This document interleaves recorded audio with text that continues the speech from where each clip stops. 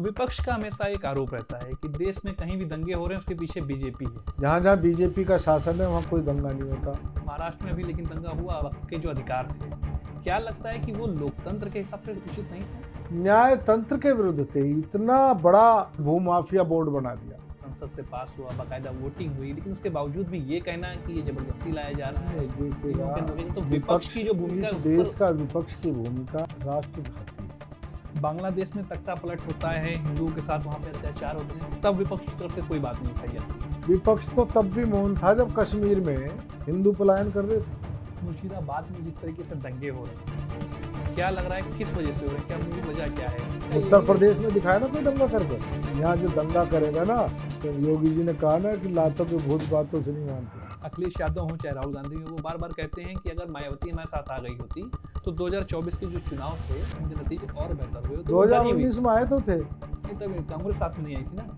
अब सारे आ जाओ। वो कह रहे कि मायावती डरी हुई है बीजेपी से। वो डरी हुई है कि उन्होंने उनका मीराबाई गेस्ट हाउस मार्ग में क्या हल किया था। अखिलेश यादव के बयान में बड़ा आ रहे हैं, जातिगत बड़ी बातें वो कर रहे हैं। वो कह रहे हैं कि एक ही जाति के लोग, विशेष धर्म के लोग जो हैं उनको तैनाती दी जा रही, उनकी भर्ती सरकार में की जा रही है। अखिलेश जी बताए कि उनके राज में जब भर्ती हुई थी तो कितने एसडीएम एक ही जाति के थे। एक बात को बड़ी चर्चा रहती है कि बीजेपी सरकार में जनप्रतिनिधियों की सुनवाई नहीं होती।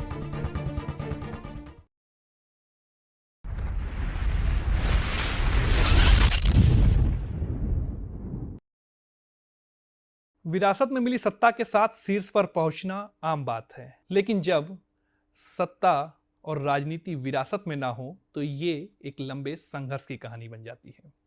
जब एक समान सा कार्यकर्ता अपने संघर्ष के साथ लड़ते हुए मंत्री पद तक का रास्ता तय करता है और सबसे अधिक वोटों के साथ जीतने का रिकॉर्ड दर्ज करता है, तो वो केवल एक जनप्रतिनिधि नहीं बनता, बल्कि एक जनता की सोच बन जाता है। हमारे साथ आज इस पॉडकास्ट में बात करने के लिए उत्तर प्रदेश सरकार में कैबिनेट मंत्री सुनील शर्मा जी हैं, जिनके नाम सबसे अधिक वोटों के साथ जीतने का रिकॉर्ड भी दर्ज है और उत्तर प्रदेश में मौजूदा वक्त में आईटी और टेक्नोलॉजी को कैसे बढ़ाया जाए इसकी जिम्मेदारी भी है। विरासत में सत्ता मिली हो, राजनीति मिली हो तो शीर्ष तक पहुंचना बहुत आसान है जी। लेकिन जब आपके ये विरासत में ना हो, राजनीति आपके परिवार का कभी हिस्सा नहीं रही हो, तो संघर्ष का जो एक कहानी होती है उसको आप बखूबी समझेंगे, क्योंकि आपके कभी विरासत में ये सब चीज़ें नहीं रही, राजनीति नहीं रही। तो उस जब आप दिन को और आज जब आप देखते हैं, आप बतौर कैबिनेट मंत्री आज सरकार में हैं, बहुत से लोगों का जुड़ाव आपके साथ में है, तो इसको कैसे आप देखते? मैंने तो कभी नहीं सोचा था कि मैं मंत्री बनूंगा या मैं विधायक बनूंगा। जब मैं कार्यकर्ता था तो एक उद्देश्य के लिए हम काम कर रहे थे। हमने उन दिनों में काम शुरू किया जब लोग ये कल्पना नहीं कर सकते थे कि बीजेपी की भी सरकार बन सकती है। प्रारंभ काल से हम रहे, जनसंघ में भी हमने काम, छोटे थे, बालक थे, लेकिन गांव में रहते थे तो जनसंघ की बहुत 5,000-7,000 वोट मिलती थी, लेकिन तब भी हम नारे लगाया करते थे। स्टेंसिल अपने हाथ से करते थे। कैंडिडेट्स को चुनाव लड़ाना का काम हमारे परिवार के लोग करते। तो पिताजी जनसंघ से जुड़े रहे कार्यकर्ता के रूप। तो जब तो ये कल्पना भी नहीं थी कि कभी सरकार बनेगी, लेकिन एक विचार था और उस विचार के पोषण के लिए उस संगठन में काम किया। तो ध्येय सत्ता प्राप्ति नहीं था, ध्येय ये था कि देश राष्ट्र निर्माण, देश को जो आवश्यकता है उसकी पूर्ति हमारे इस विचार से होती, इसलिए हम आरएसएस और भाजपा से जुड़े। सबसे अधिक वोटों के साथ जीतने का आपके पास रिकॉर्ड है, Guinness book of world record में आपका नाम दर्ज हुआ और चर्चा इस बात को लेकर हमेशा रही कि जितने वोटों के मार्जिन से सुनील शर्मा जीतते हैं उतने बड़े बड़े नेता अपनी रैलियों में नहीं कार्यकर्ता बुला पाते हैं या अपने समर्थक नहीं बुला पाते हैं।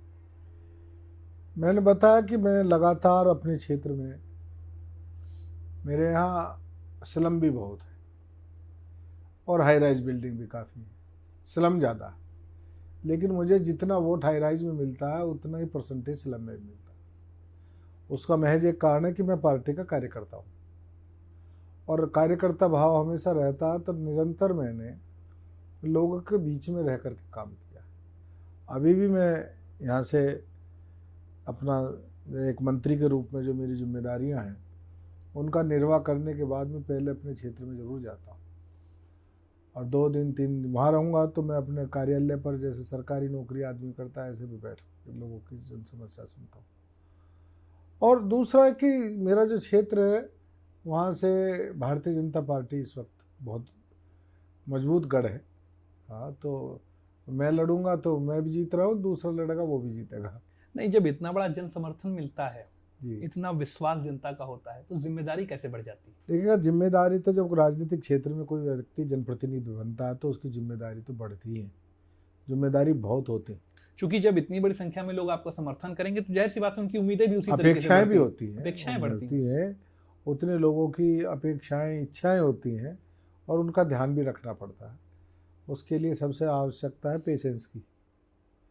कई बार लोग ऐसी बात भी कर देते हैं कि आपको लगता है कि यार क्या बात कर रहे हैं। अभी मैं एक दिन की बात बताऊं, रात को 11:30 पौने 12 बजे एक व्यक्ति का फ़ोन आया। मेरे पास एक ही नंबर है, पर्सनल पब्लिक वही है, और उसे अक्सर मैं खुद ही उठाता हूँ। मैंने उठाया तो उधर से सामने से बोला कोई तेवतिया बोल रहा हूँ। कहा भैया कौन, कहाँ से बोल रहे हो? कहा आपके यहीं से बोल रहा हूँ। मैंने कहा कहाँ से बोल रहे हो? साहिबाबाद से बोल रहा हूँ। अच्छा भैया बताओ क्या बात है? कहने लगे जी बड़ी दिक्कत में हूँ, बहुत दिक्कत में हूँ। मैंने कहा भाई क्या परेशानी होगी?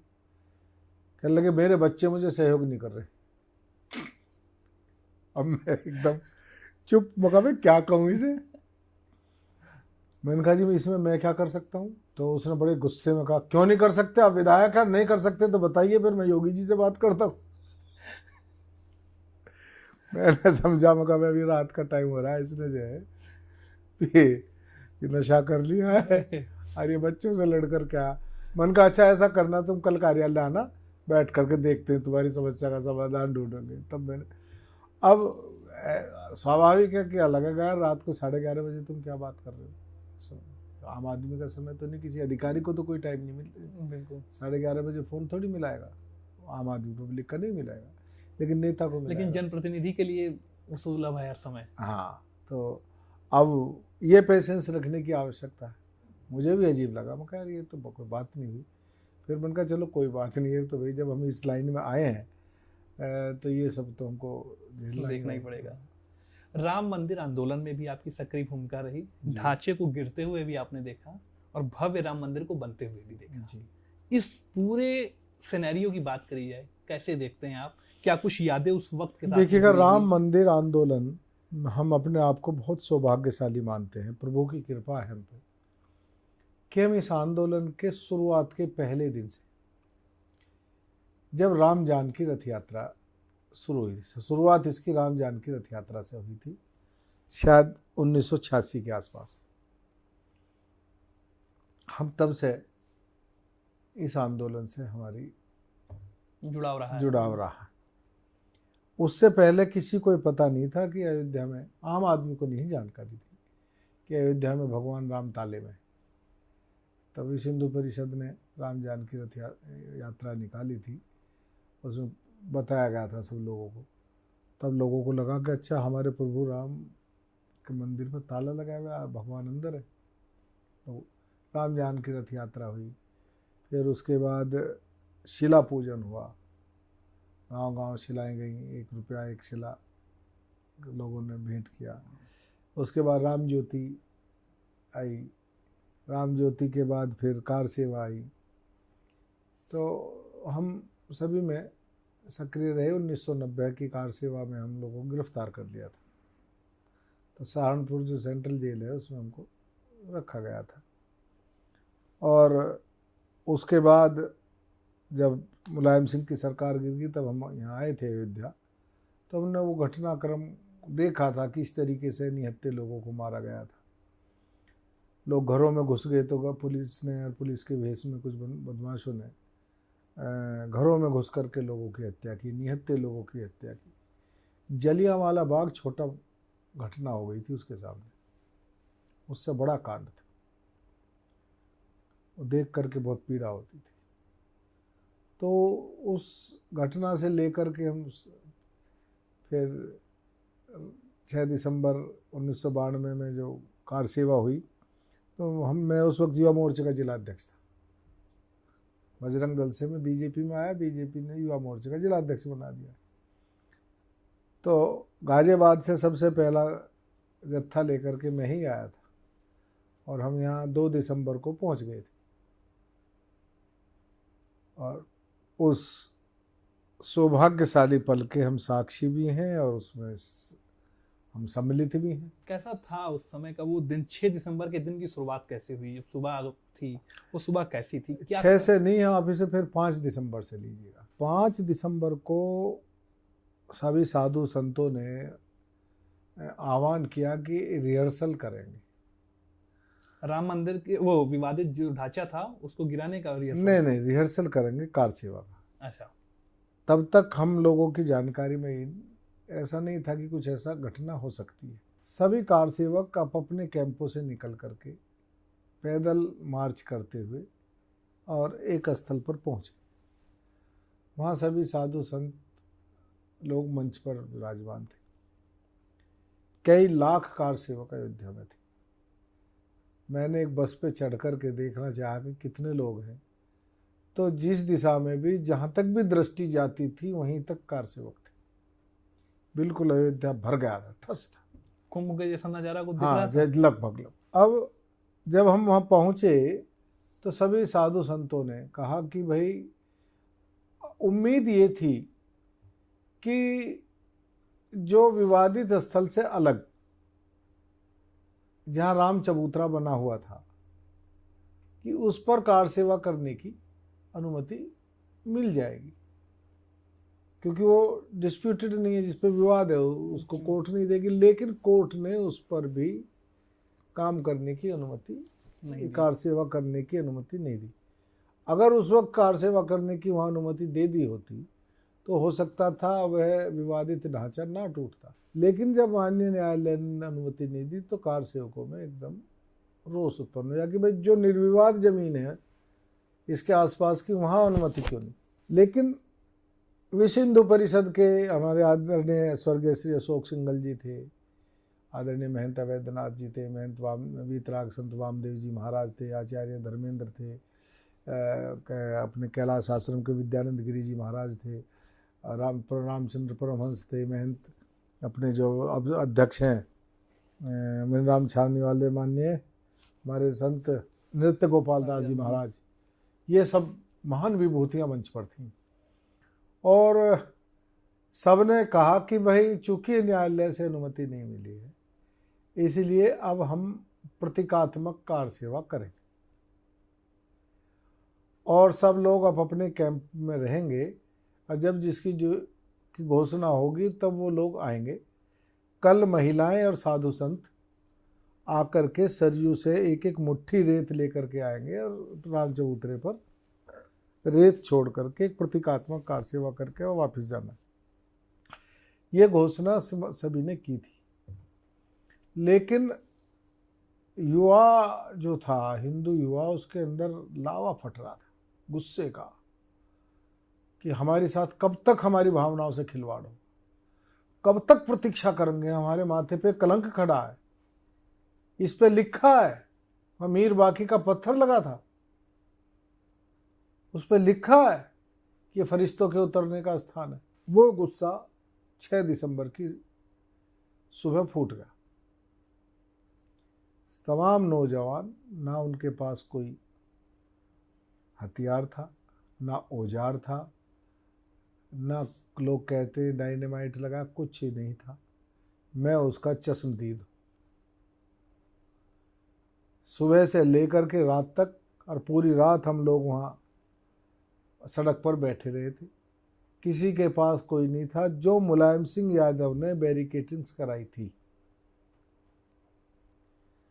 कार सेवकों को रोकने के लिए 1990 में, वो बैरिकेडिंग्स की पाइप और एंगल आयरन कार सेवकों ने उखाड़ी और उसको दीवारों पर मार मार के दीवार तोड़ी, और जब दीवार टूट जाती थी तो गुंबद ऊपर से नीचे गिर जाती थी।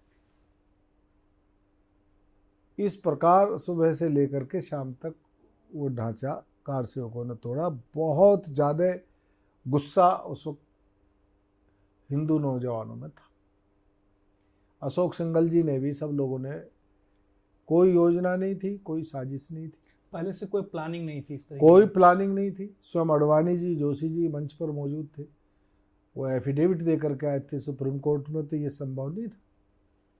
उमा भारती जी, विनय कटियार जी, सब लोग यहीं थे, हम मंच पर बैठे।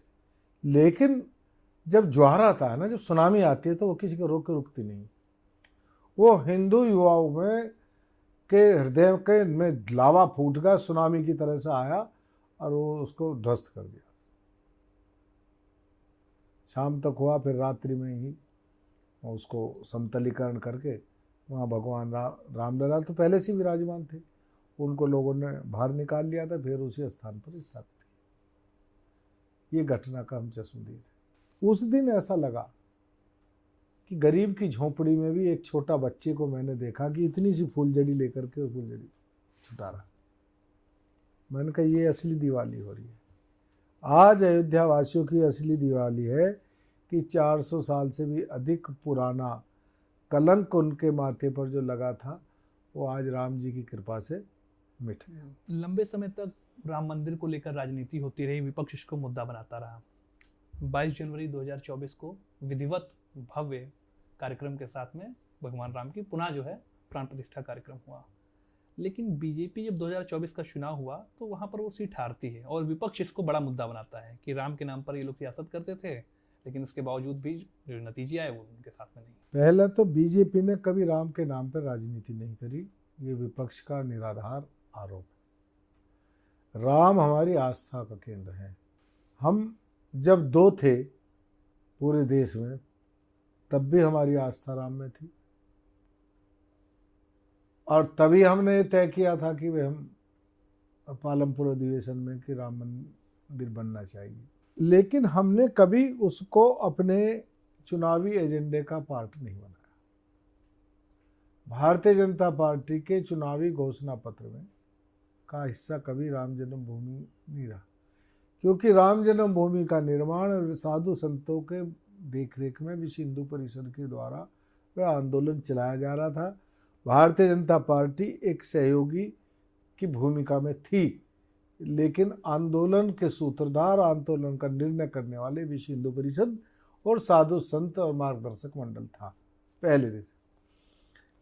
रही बात इस लोकसभा चुनाव में अयोध्या लोकसभा हारने की, अयोध्या लोकसभा में जो नाम अयोध्या क्षेत्र है, वहाँ भाजपा ही जीती।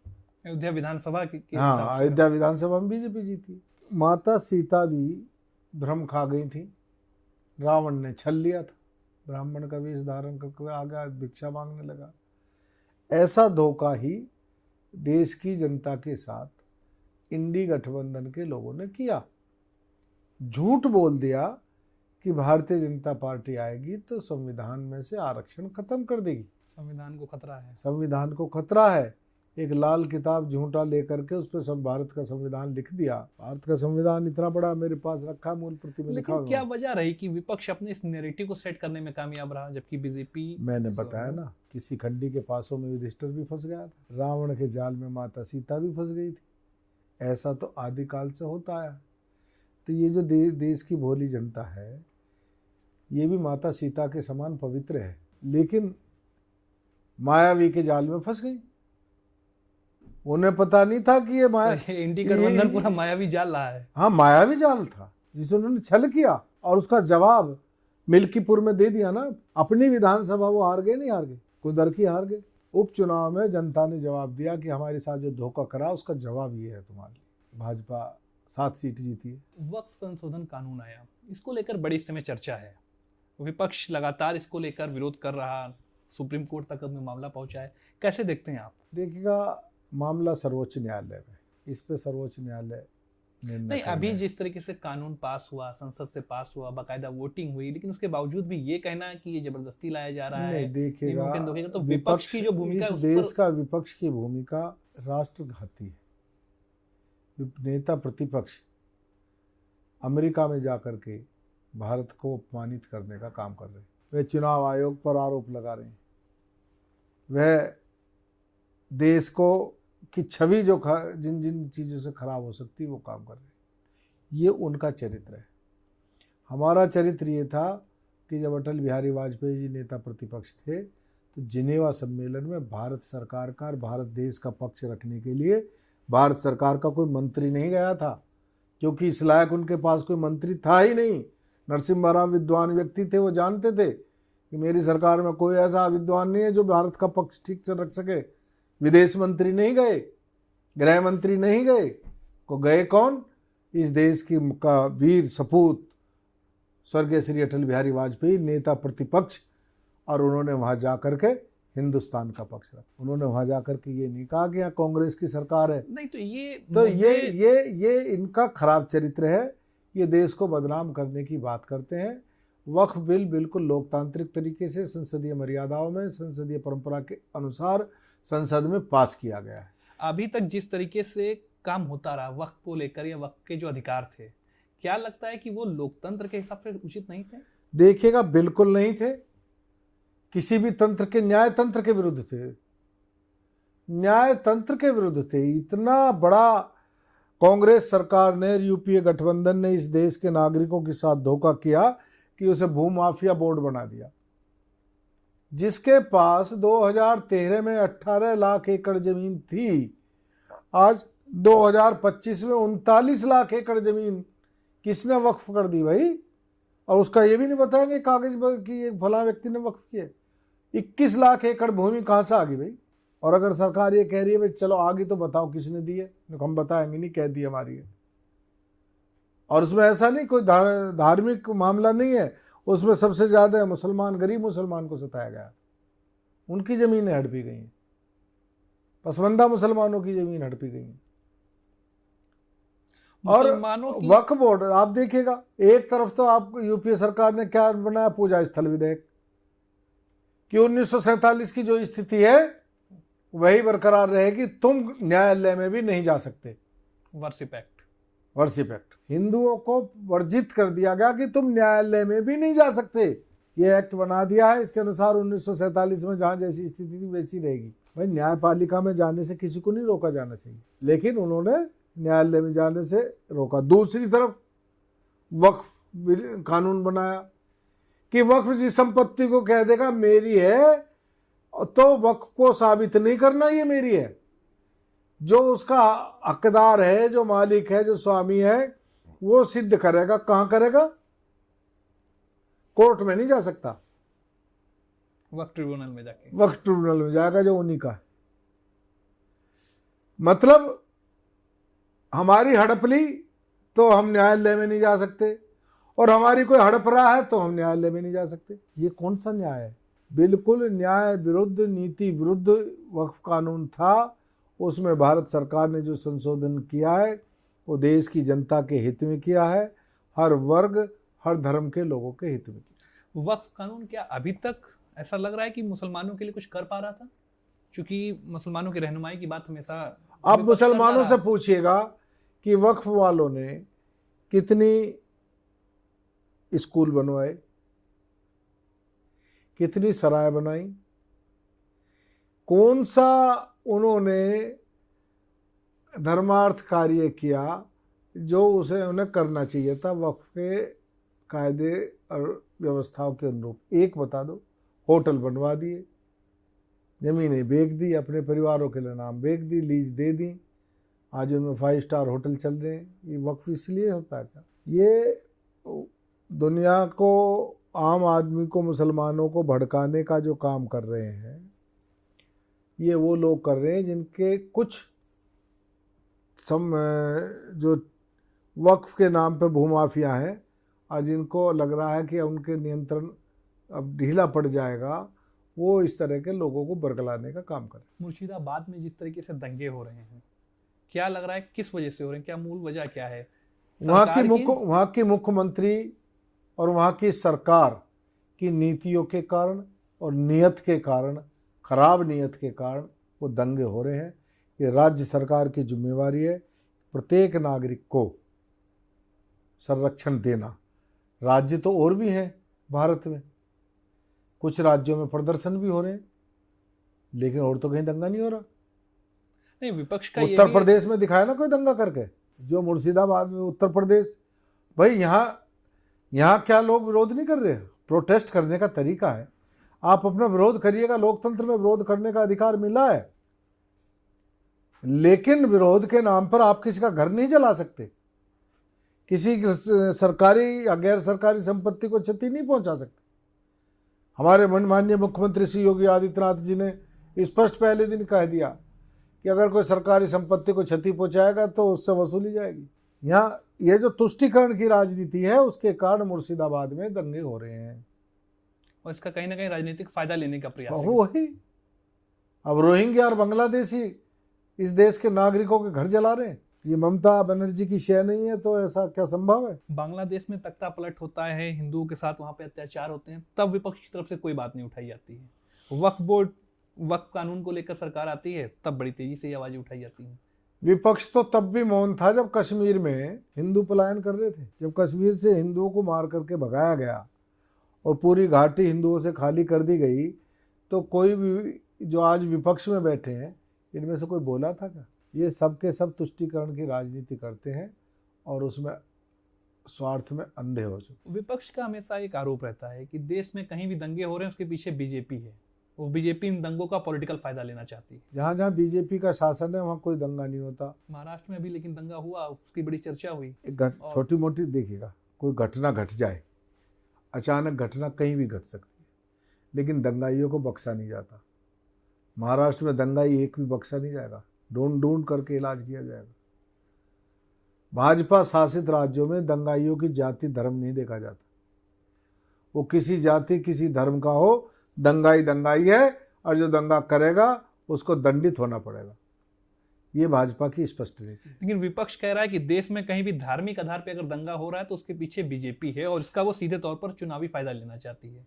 मैं कहता हूं ना कि विपक्ष इससे ज्यादा बड़ा गैर जिम्मेदार विपक्ष पूरी दुनिया में नहीं हो सकता जैसा भारत में। ये राजनीतिक स्वार्थों में, तुष्टीकरण में सब कुछ देश हित समाज हित भूल चुके। और बीजेपी जिस तरीके से जहां पर भी रही है, चाहे यूपी की बात की जाए, अभी मौजूदा वक्त में सीए हुआ, एनआरसी हुआ, प्रोटेस्ट हुआ, लेकिन यूपी में इस तरीके की चीजें नहीं हो रही, तो उसके पीछे की वजह क्या मानते हैं आप? सबको मालूम है, क्योंकि वक्फ बोर्ड की अगर बात की जाए तो सबसे ज्यादा जमीन उत्तर प्रदेश में है। जी जी, लेकिन यहाँ पर कहीं पर भी कोई दंगा देखने को नहीं मिला। यहाँ जो दंगा करेगा ना, तो योगी जी ने कहा ना कि लातों के भूत बातों से नहीं मानते। अगर ममता बनर्जी वहाँ सख्ती करती तो वहीं ऐसी घटना घटती। उत्तर प्रदेश में धर्म के नाम पर किसी का उत्पीड़न हुआ हो, आप एक व्यक्ति ढूंढ करके ला दीजिएगा। एक भी व्यक्ति का हमारी सरकार में धर्म के नाम पर, जाति के नाम पर उत्पीड़न नहीं हुआ है। अगर हुआ है तो ढूंढ के ला दीजिएगा, हम ये दावा करते। लेकिन तुष्टीकरण भी किसी का नहीं। सबके लिए कानून समान है। योगी जी का कानून और योगी जी की पुलिस का डंडा सबके लिए एक जैसा है।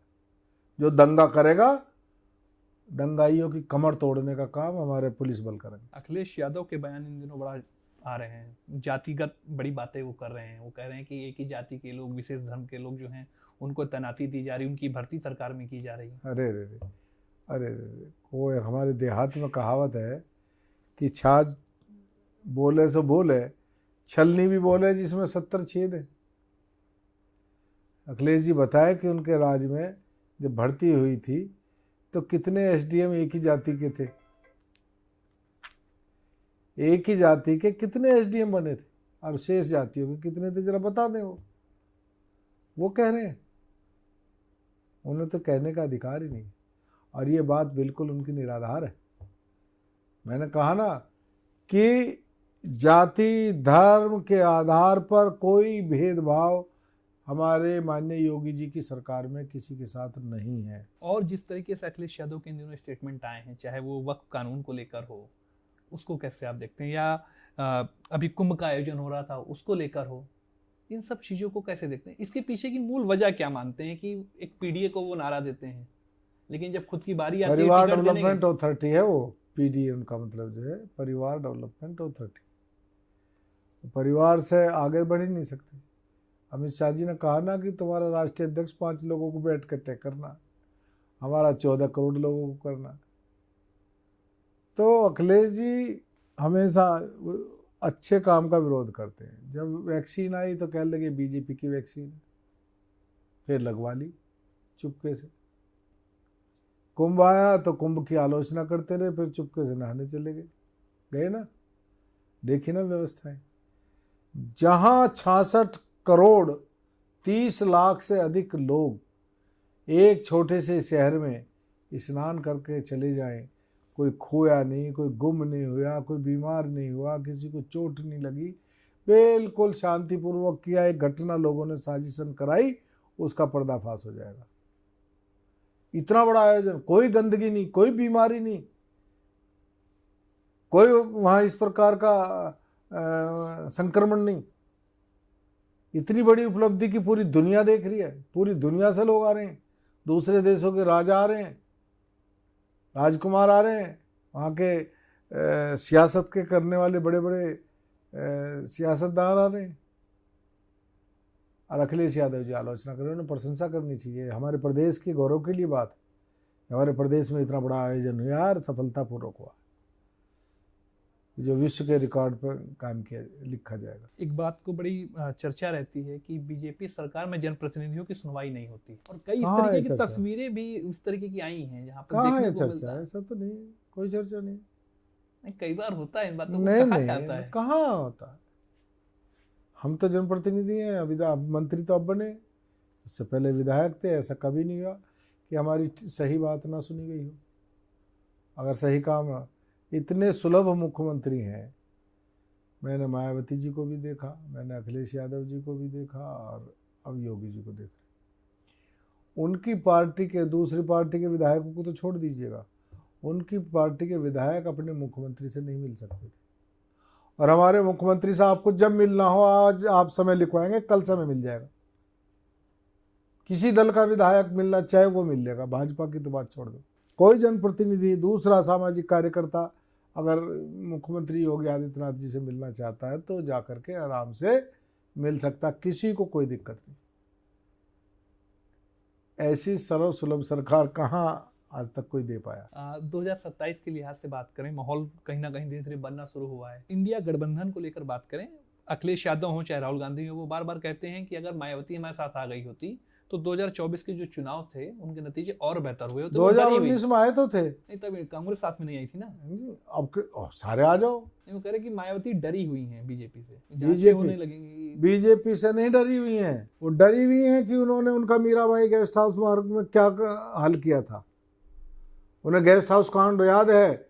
वो डरी हुई हैं कि दोबारा आगे तो ये हम दलितों के साथ क्या करेंगे। 2019 में भूल गई थी क्या ये बात? है जी, भूल की पछताई बाद में, वो तभी तो तोड़ दिया उन्होंने। वो डरी हुई सपाइयों की गुंडागर्दी से।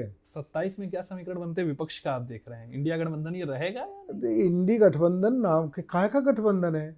दिल्ली में कांग्रेस ने आपको गाली दी, आपने कांग्रेस को गाली दी। पंजाब में उन्होंने एक दूसरे को गाली दी, बंगाल में एक दूसरे को गाली दी। बताओ कहाँ गया गठबंधन भाई? बताइए कहाँ, कौन से राज्य में इनका गठबंधन है? दिल्ली चुनाव के नतीजे जब आए तो एक बड़ी खास बात थी, जीत बीजेपी की हुई थी, जश्न कांग्रेस भी साथ में मना रही थी जी। तो ये इंडी गठबंधन एक ठगबंधन है, इसका कुछ नहीं है, अस्तित्व नहीं है, अस्तित्वहीन हो चुका है। भारतीय जनता पार्टी 2027 में उत्तर प्रदेश में फिर परचम लहराए, फिर सरकार बनाए। बहुत बहुत शुक्रिया हमारे साथ आज ये बात करने के लिए और अपना बहुमूल्य समय देने के लिए।